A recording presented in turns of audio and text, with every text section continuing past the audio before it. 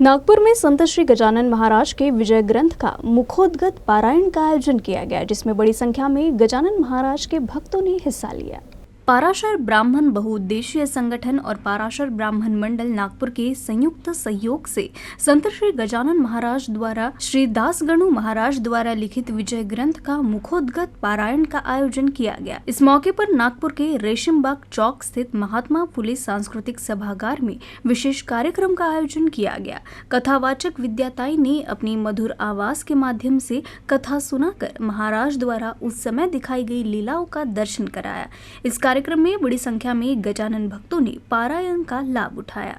पाराशर ब्राह्मण हितसंवर्धक बहुउद्देशीय संस्था आणि पाराशर ब्राह्मण मंडळ नागपूर यांच्या वतीने आज श्री संत गजानन महाराजांच्या मुखोद्गत पारायणाचे आयोजन केलेले आहे। हे याचे प्रथमच वर्ष असून आमची संस्था मागील 3 वर्षापासून अनेक सामाजिक उपक्रम राबवित आहे आणि त्याकरता समाज बांधवांचा मोठ्या प्रमाणात सहभाग लाभत आहे। आजच्याही कार्यक्रमाला जवळपास 800 ते 1000 लोकांचा सहभाग या कार्यक्रमामध्ये आहे।